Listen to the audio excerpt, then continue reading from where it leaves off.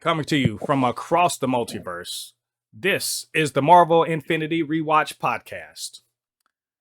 Welcome, and thank you for joining us on the Marvel Infinity Rewatch Podcast, where we are rewatching the most successful movie franchise in history from the very beginning. This week, we're pimping out our new armor with huge guns and Iron Man 2.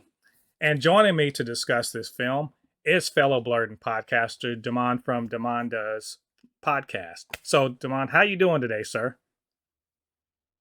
I am amazing, and thank you for having me on. Of course, I had to reach out to all of my MCU fans so we could talk about you know the MCU that people say it's fallen off, but we got to relive the good times, right? And it's a perfect time for a rewatch. So, unfortunately, or fortunately, depending on how you look at it, it has fallen to you to watch Iron Man 2 with me, and I hope it was enjoyable to you. So we'll see. With all that being said, before we get into that, get down there, hit like on this video, or if you listen to us on a podcasting platform, it would be cool if you go and leave us a review. Hopefully, it's 5 stars, but whatever you feel like we deserve. So, without further ado, we are going to talk about Iron Man 2. So, Iron Man 2, hey, it was the third movie in the MCU. It came out in 2010, directed by Jon Favreau. It follow up to the immensely successful Iron Man 1, written by Justin Theroux, of all people, and starring RDJ as Tony Stark and Iron Man, of course. Gwyneth Paltrow reprises her role as Pepper Potts. Don Cheadle comes in to take over for Terrence Howard as James Rhodey Rhodes. And then we also have Scarlett Johansson, Sam Rockwell, Mickey Rourke, and Sam Jackson. And which, of course, I think this is definitely one of those movies that's right up your alley as far as that goes, Demond.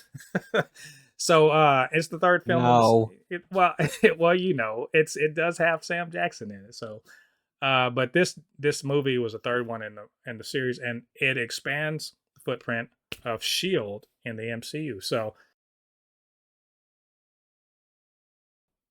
Demond, can you tell us what was this movie about?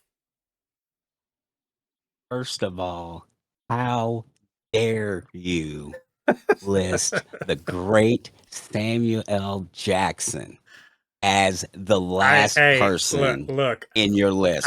No, I no, sir, plead no, sir. You know who you invited. I plead Wikipedia because that's the way You know, they but you build. know who you invited. Well, that snafu aside, I beg your forgiveness. Yeah. So what Absolutely. what was going down in this movie? So, Iron Man 2, starring Robert Downey Jr. and of course Samuel L. Jackson. Tony Stark faces the con. We start off with Tony Stark facing the consequences of publicly revealing himself as Iron Man and his arc reactor powered body. The reactor in his chest. You find out that it's starting to poison his body, and as time goes on, Tony grows more reckless with his behavior. Like he starts, he just basically blows off the a early in the movie. He's in a Senate hearing. He kind of blows that off, but then regrets that because at an event where he decides he's going to do race cars because he's a millionaire. He gets attacked by a gentleman by the name of, I want to say it's Ivan Vanko. Iron Man saves the day. Vanko goes to jail. Well, Vanko gets busted out of jail basically by Justin Hammer, who is a technological rival, one of Tony Stark's technological rivals. And rival is doing a lot of heavy lifting with that word, the way Justin Hammer carries himself. But Hammer rescues Vanko, and he has Vanko build new armor for use for the military to show Tony up at his expo. Well, it doesn't work out as well as you would like because Vanko, who's clearly smarter than him, double crosses him, and they're all drones. Iron Man comes in, they try to kill Iron Man.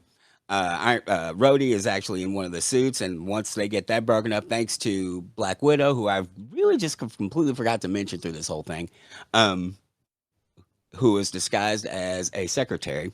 Um, After she breaks in, she clears up the thing, clears up the virus or whatever, allows Rhodey to have his armor back. Then, of course, they fight Whiplash, which is Vanko, and they defeat him. Yay! Go Iron Man!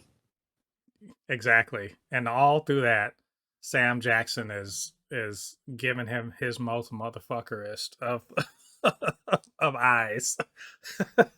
There was a good Right? Sam Jackson is definitely Jacksoning it up as Nick He Fury in really he this.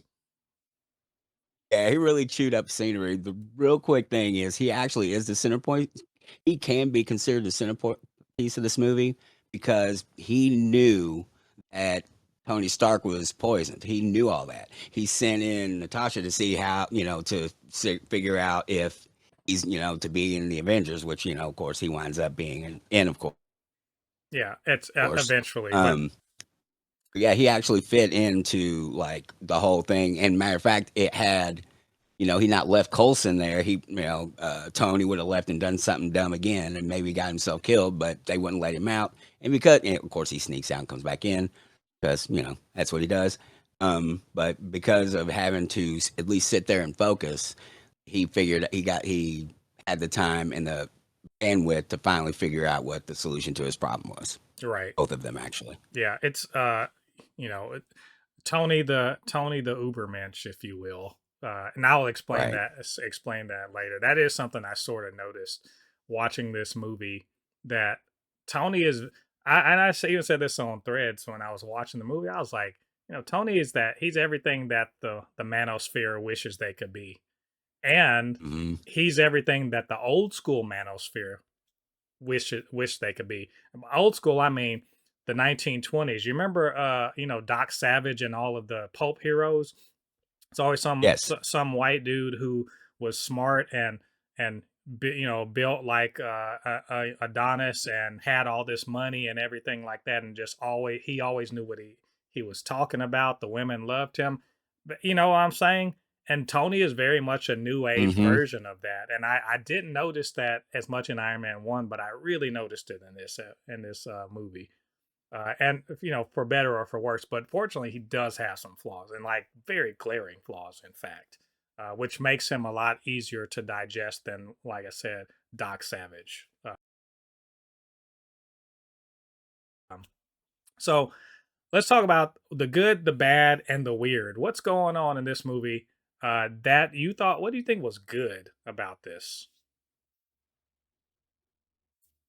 Robert Downey Jr.'s performance, like he takes somebody who's frankly in lesser hands would be unlikable.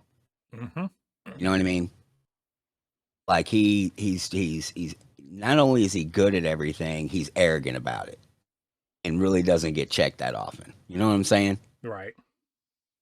And like you were talking about earlier, but Robert Downey Jr. at least makes it fun. You know what I mean? Like he's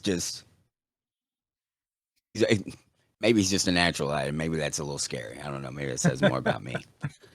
Um, I enjoyed. I'm now looking back on it.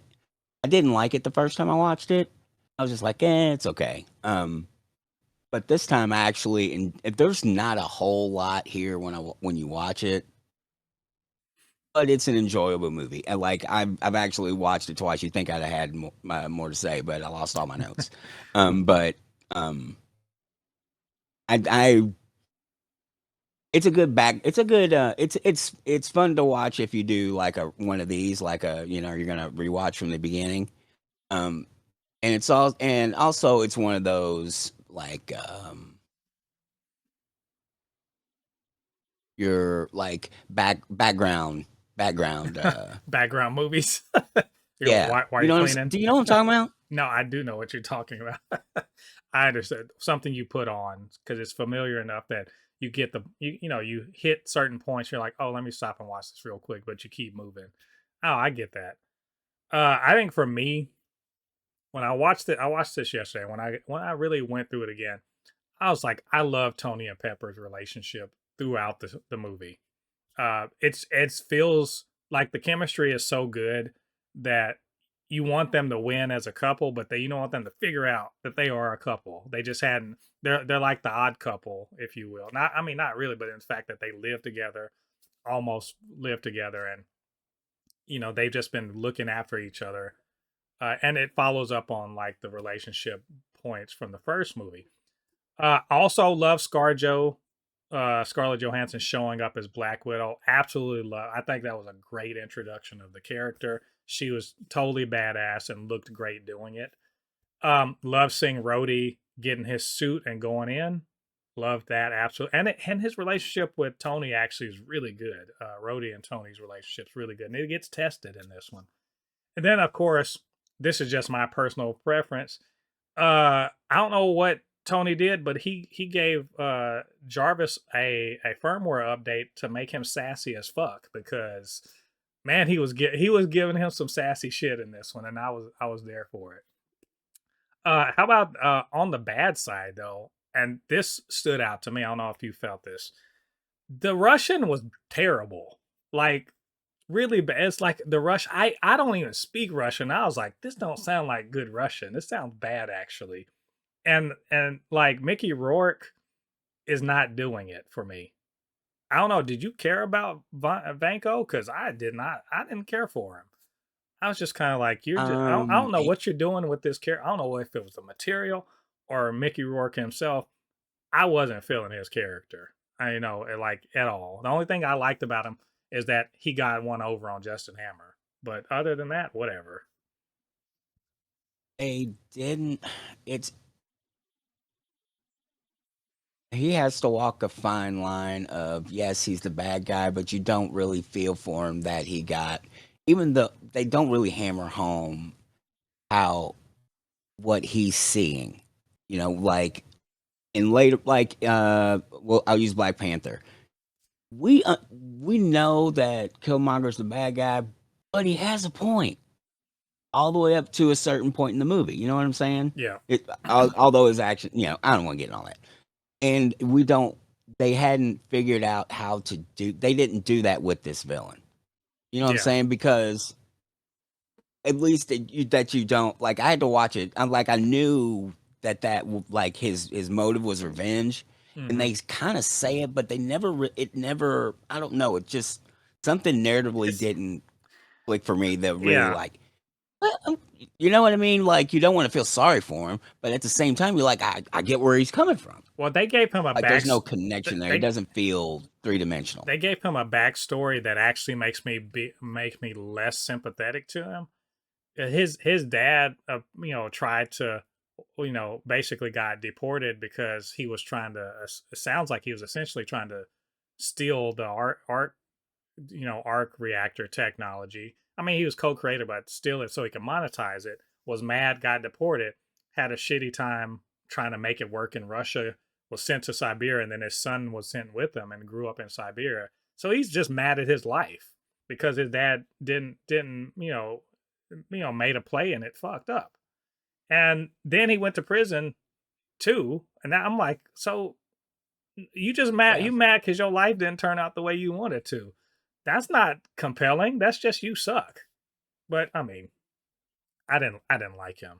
I didn't care much for his character, and if he had more, if that backstory wasn't there, I maybe would have felt something. But he didn't get cheated. Vanko Senior didn't get cheated. He just sucked. So I don't know. Um. So about the weirdness, what's like something weird that you noted or you noticed from this movie, or some things you noticed that were weird? I forgot that Elon Musk and Bill Riley got Thank you for. paychecks this Oh my week. God! Thank you for saying that. I have a serious beef with Kevin Feige for a few reasons. Um, One of them is this: I had never heard of Elon Musk until I had heard something Kevin Feige say. he was the real life Tony Stark. And I'm like, who the hell is this? You know what I No, mean? And then I looked it up. I'm like, no, no, what? no, he's a real life Justin Hammer. That's what that motherfucker is. 100%. Those cameos were first. It wasn't just so the worst, the most egregious ones. There are four. The most egregious ones are Elon Musk, and Bill O'Reilly. Fuck both of those guys. And I'll come back to them. But also, Jim Cramer was in there, and if you're old enough to know who Jim Cramer is, hello, you know, Zoomer, or not Zoomer, hello, Millennial, or Gen X. That motherfucker, he's so goddamn annoying, and he does his annoying shtick on here as the stock market crap. That dude sucks. Um, but you also had what's his name? Larry Ellis, the CEO of Oracle. Like, I mean, and he kind of sucks too. He's the least bad of those four. But fucking Bill O'Reilly, I mean, fuck that guy. Yeah. And Elon Musk is particularly egregious. This whole bit, I it aged like milk. It aged like milk in the sun. man. It was, I mean, and he's talking about, I want to do a flying jet. I want you to make cars that don't look like a fucking Tonka truck. How about that, Elon? Do That something, work. and taking credit like you're gonna get us to Mars. I wouldn't get on your fucking ship to go to Mars. Not the way you run stuff. Anyway. Okay. Tony Stark is who Elon wish he was. Oh, Justin Hammer is close to who he is. yeah, One small thing though, because I don't know why, but the gun that maybe it's just weird to me, but I would have said that had the gun porn scene that happened where they, arm up yeah, where he Brody. shows them all the guns that they're gonna put Mhm. on War Machine. For some reason I was so tickled. I was so tickled by that dude. I like Justin Hammer Like more than Sam Elon. Rockwell killed it as Yes. Justin Hammer. I legitimately like Justin Hammer more than Elon Musk. Like, it's he has some panache. So so how does this fit into the MCU? It's the third film in the MCU, right? But it's also the follow up to, at that point Iron Man was a huge success. So it had a lot of things to do as far as what it was going to accomplish for forwarding the MCU. How do you think it fits in? It is, I think the first, the Iron Man was the first, with the first cutscene. It established kind of what we were getting into. And then Iron Man 2 is more of the promise of what we're about to get. Like, no, for real, this is what we're doing kind of Mm-hmm. thing. Because, um, Nick Fury just showed up. Yeah. This is now progression in the universe because they referenced he had to go out to Nevada or whatever, and then the cutscene is of them finding the hammer, Exactly. which Yeah. leads into Thor 1. Yeah. And So that's it it. feels like I haven't, and I honestly have never seen the Incredible Hulk for whatever reason. But this feels like the first real connective piece that like, you know what I mean, to that really is like they're going in. You Yeah. know what I'm saying? Yeah. I mean, there's definitely a line from Iron Man through Incredible Hulk to here. Shield is the connector, mainly, because you do get Yeah, but you're right. and you get Clark Gregg coming back as Coulson. You get Shield expanded a lot more. They're a bigger presence here. You get Black Widow showing up. So you're basically, they're building towards Avengers, and you can start it in retrospect. You can see the groundwork being laid through here. So do you remember the first time you watched this movie? Did you see this in theaters? No. The first MCU movie I saw in the theaters was either Captain America or Guardians of the Galaxy, believe it or not. Okay. So I watched this. I don't remember much. I remember watching it on video DVD probably. I probably watched it on DVD when it came out, and I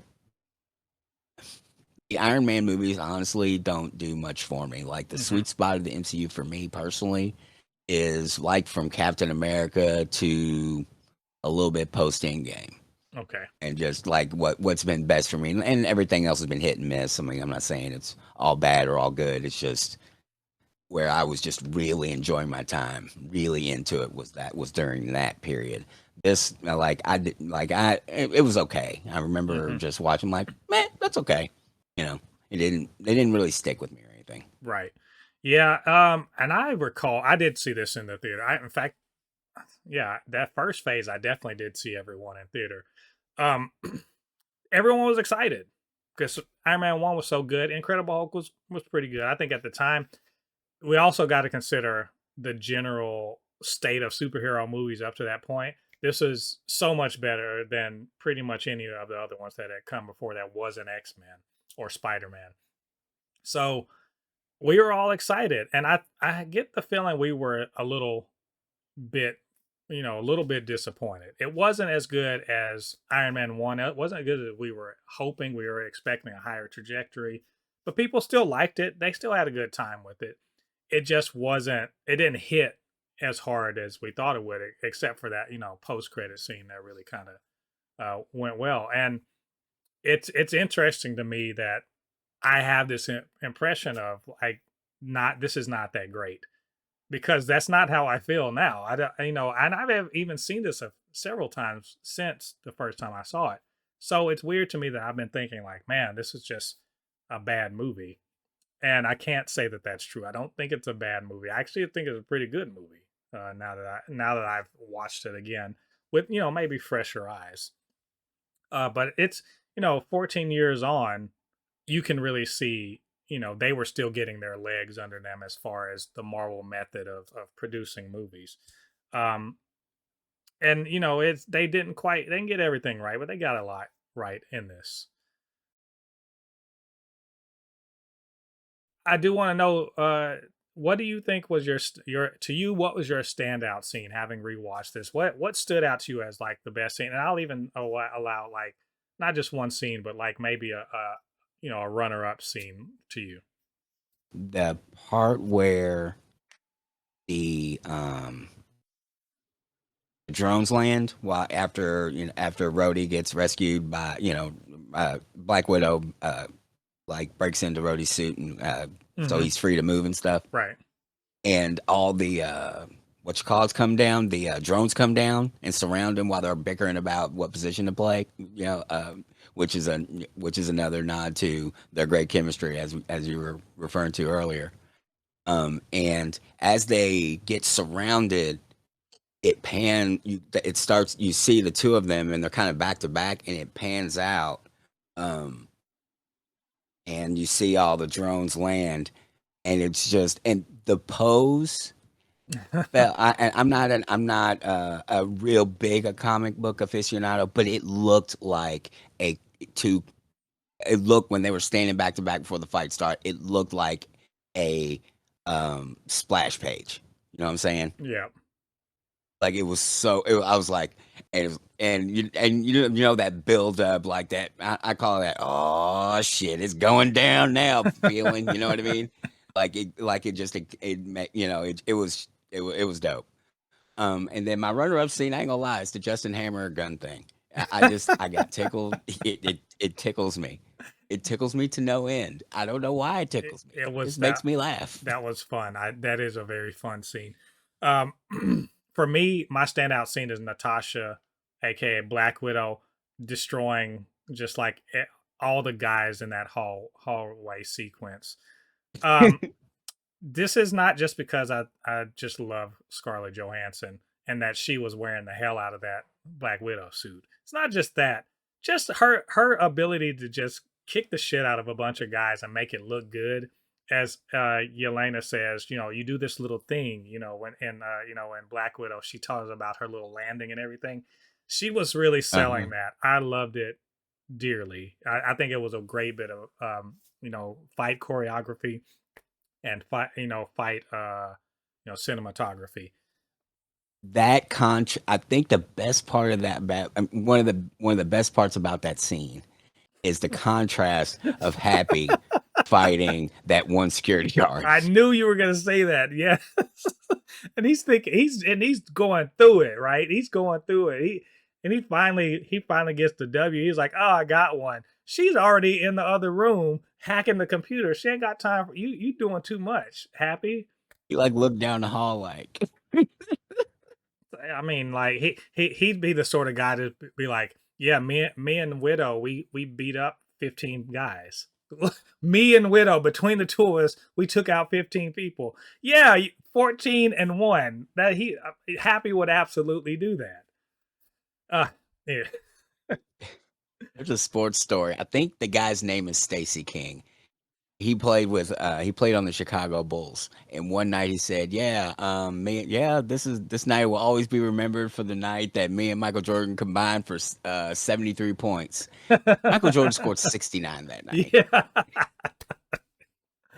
No, no, I love that. he scored 69. The other dude scored, yeah, that's what Yeah, it was. I do love that. My runner up is the rooftop scene at the end of everything, where Tony and Pepper finally like stop playing around and they go ahead and kiss. We've been waiting for 2 whole movies for y'all to do that.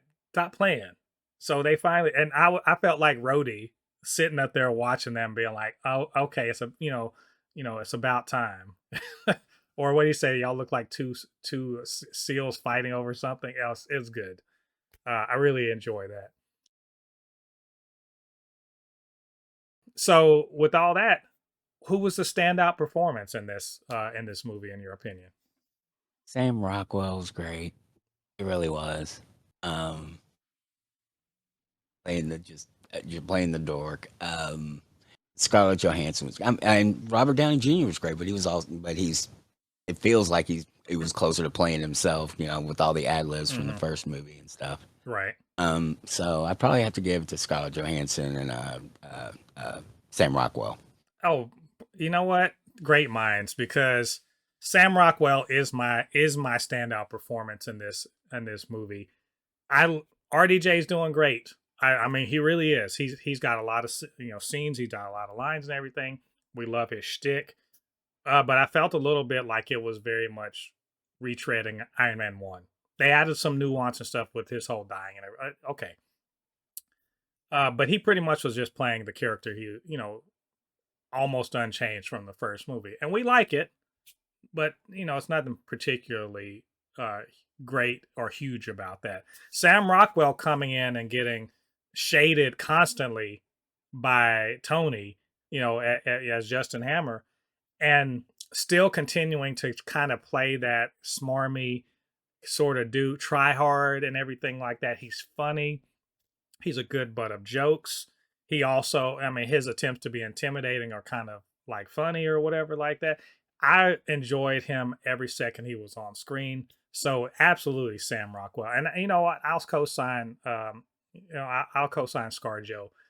She was great. The only thing I will say about her is that she had such a limited role beyond kicking ass and then just sort of, you know, being a pretend secretary. I don't feel like we got enough about her in this story. It's not about her. She's very much a side character, but it was really well done. And now let's pause for the Stan Lee watch, where we try to find the iconic comics legend wherever he pops up in the MCU. And this time he's playing fake Larry King. Yeah, the iconic TV interviewer. He's dressed up as Larry King at the Stark Expo. It's kind of a blink and you'll miss it cameo, but always love to see Stan there. And it's also weird to me why they keep having Stan as a stand-in for some old dude. I don't know what it was, but no speaking lines this time. But as always, we love to see Stan and see him kind of co-sign, all of the Marvel projects. So now we come to what's important. That ending, though, Demond, was that a Marvel ending, in your opinion? I would say yes, but it's a very slight. It sounds like a sliding scale thing, because it really was a build up for all the drones to attack Tony, Yeah. and for Banco to try to you know do the whiplash thing again. So yeah, but it's I don't know. It doesn't feel egregious. It all feels like That's it all felt earned. It all felt earned. You know what I mean? Yeah. I felt this is definitely a Marvel ending. This is a Marvel ending in two ways. It's Marvel Phase 1 endings aside from Avengers are very much about two people on opposite sides having it out, right? And Avengers is a group of people fighting a big group of other people, right? That's in that terms of Marvel endings. So this is a kind of a bit of both. Vanko does have his moment in his not iron, his armor, facing up against Tony and Rhodey. Right, he's the big bad. Like it's the boss fight.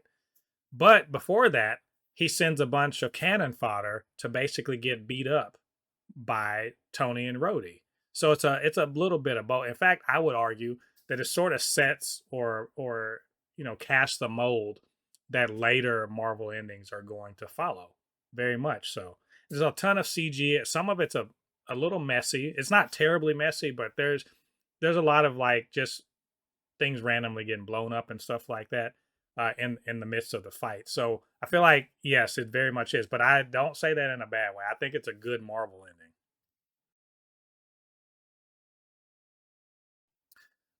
We do, and you mentioned this earlier, the credit scene, because credit scenes, of course, are super important in the MCU. So for this one, how did the credit scene? Of course, Coulson finds people trying to pick up Thor's hammer in the desert. He, of course, had been sent out to the Southwest to investigate this earlier in the movie. So, what did you think about this credit scene? How did it? You think it's a good credit scene? One, and how did you feel about how did it make you feel about the coming movies that came after it? Thought it was a good scene. I thought it set it. I thought it set up what was to come and what would eventually be the next movie perfectly. It felt like it fit. It fit. It didn't feel out of place or anything because it was mentioned and they made a point to because we had been introduced to Colson before, so it Hmm. made a point to say something about him leaving. They wouldn't have said anything if they weren't going to pay that off, and they paid that off. Right. And they could have paid it off in Thor 1 and nobody would have said anything, but they paid it off at the end of the movie, which I thought was great. Yeah. Um, as far as excitement goes, I'm not a Thor guy. So my comic book my Marvel comic book reading is mostly on the X-Men side of the fandom. So a lot of so any of the intricacies that characters have in the comics would be would completely miss me. So like Thor's like, okay, Thor's gonna be next. That'll be cool. We'll see what they do with it. But I wasn't like super excited because I'm not a huge Thor fan or anything. Yeah. It's interestingly, I was pretty deep in Thor at the time, as the comics as of that era, because I think it was post Civil War. I think it was even like post Dark Reign where Thor came back to life and everything. So I knew what was up as soon as I saw that hammer. I knew what was up, and it made me very excited. I thought it was a great scene to kind of get us pumped up because we knew at that time we knew Thor was coming next, so it really got us all excited about it. And I even think that that's actually a scene from the Thor movie. I've got to double check. I feel like that's true. So all that being said, we talked about good, bad, best performances, best scenes, all that good stuff. So we got to come to the time for rating this movie. And like all of the movies in the Infinity Rewatch, we rate them out of whether Thanos can snap everyone out of existence or whether he really needs to find a gem to go in that cool little golden glove that he made. So 1 out of 6 Infinity Stones, 1 through 6 Infinity Stones. Damon, how would you rate this one?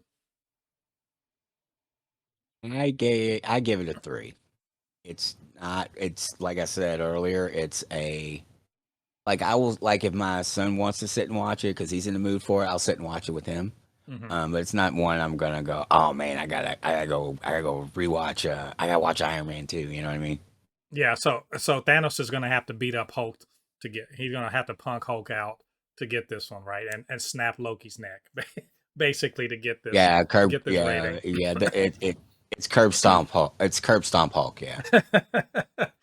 Well, you know what? I'm grading this. I'm gonna go 4 out of 6 for this one. Um, it's better than I remembered.